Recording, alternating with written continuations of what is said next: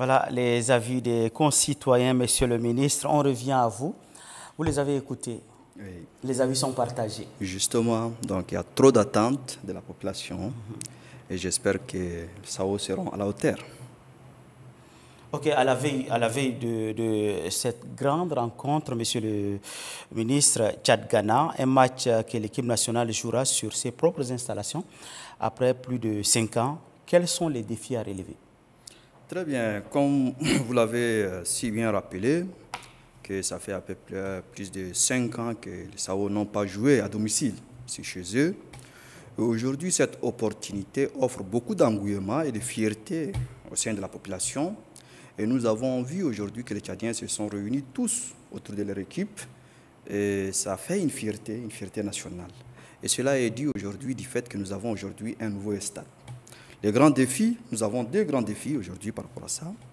Le premier grand défi est de prendre soin de ces joyaux architecturales, de l'entretenir efficacement pour pouvoir permettre sa durabilité et sa pérennité. Et le deuxième grand défi est dû aussi à la multiplication des infrastructures pareilles.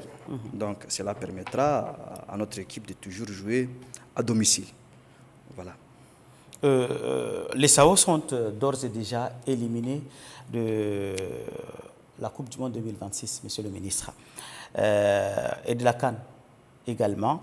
Qu'attendez-vous du 11 national pour ce match de demain? Vous savez, le football a ses règles. Cela s'explique que les règles de football imposent une certaine obligation aux équipes de participer aux matchs qui sont programmés, quel que soit le résultat. C'est là, donc, ces matchs, c'est une obligation, l'équipe doit jouer, mais cela aussi doit être aussi une occasion pour l'équipe de réajuster sa position, son classement sur l'échiquier de classement des équipes. Donc cela permettra aussi à l'équipe de pouvoir un peu de sortir du rang qui a été classé précédemment.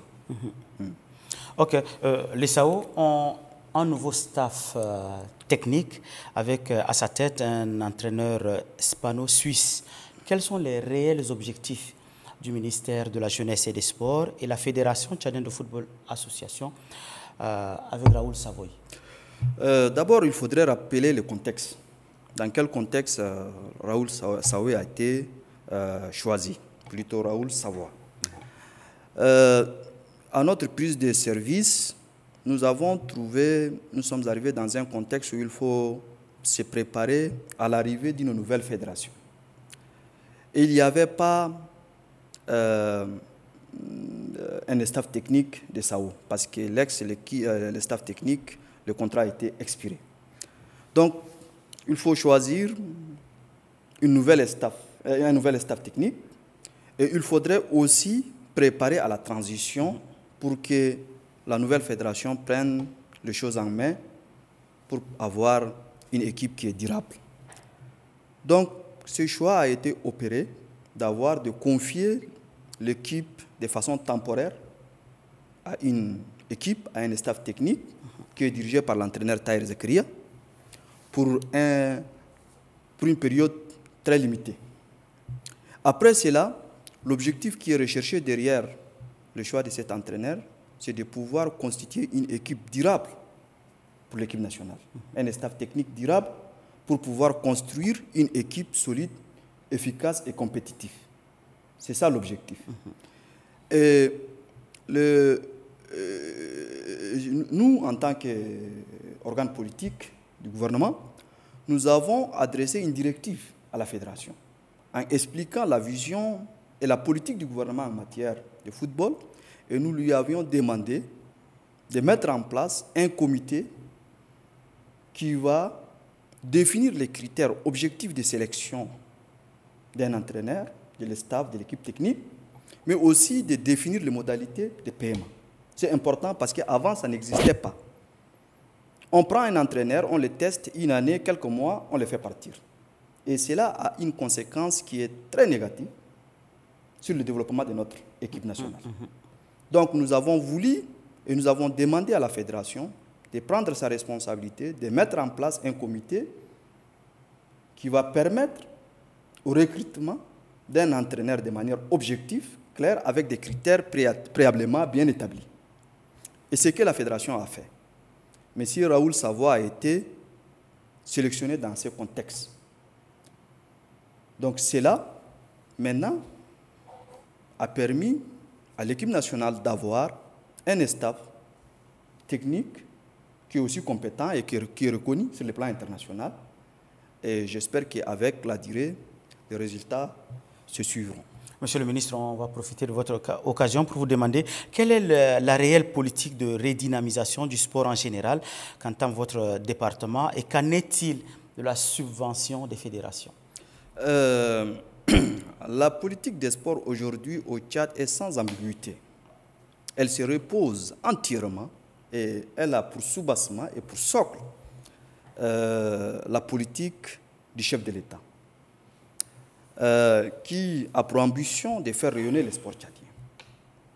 Et par le rayonnement, nous entendons d'abord de réformer les fédérations. Parce que ce n'est pas l'État qui va descendre sur le terrain pour former les jeunes, pour, je ne sais pas, assurer le rôle pratique du développement des sports. Ce sont d'abord les fédérations qui ont la vocation du développement des sports. Et pour cela, nous avons besoin de fédérations efficaces. Il faudrait d'abord se baser sur une réforme des fédérations. Et c'est ce que nous avons commencé à faire. Nous avons mis en place un comité qui doit recenser et évaluer les fédérations. Et nous allons maintenant permettre de construire, de bâtir des fédérations qui sont des fédérations productives, professionnelles, efficaces et entièrement vouées au développement des sports. Ce sont ces genres de fédérations que nous avons besoin. Aujourd'hui, la plupart des fédérations s'enlacent dans l'immobilisme et cela ne fait pas l'affaire des politiques du gouvernement. Donc, pour que les politiques du gouvernement puissent avoir des résultats concrets sur le terrain, il faudrait que les fédérations soient dynamiques et doivent nous accompagner dans cette marche. Et cette vision, le ministère le porte et nous avons réuni les fédérations, nous avons été clairs avec eux, nous avons exposé la vision du gouvernement, nous avons mis les feuilles de route et nous avons invité à chaque fédération de venir, d'apporter sa contribution pour le développement de sa discipline. Et le gouvernement, en premier lieu, le président de la République, le maréchal Mahamat Idriss Déby Itno, est entièrement disposé à accompagner financièrement, politiquement, moralement les fédérations pour qu'elles puissent produire des résultats. Voilà. Ok, par rapport à ce grand match de demain, Tchad-Ghana, osez-vous un pronostic? Pronostic, d'abord, je vous fais une confidence, je suis un croyant, je ne fais pas de pronostics. Mais on va voir, c'est le terrain qui commande. Non, moi je vous demande de faire un pronostic. Je ne le fais pas. Je ne le fais pas. En tout cas, on souhaite vraiment bonne chance. Demain est fait pour demain. On attend les résultats. C'est ça. À l'issue de 90 minutes. C'est ça. De cette rencontre. Merci, monsieur le ministre, pour d'avoir accepté d'être sur ce plateau. Merci. Et on attend vraiment le résultat demain. Merci. Merci d'être là. Très bien.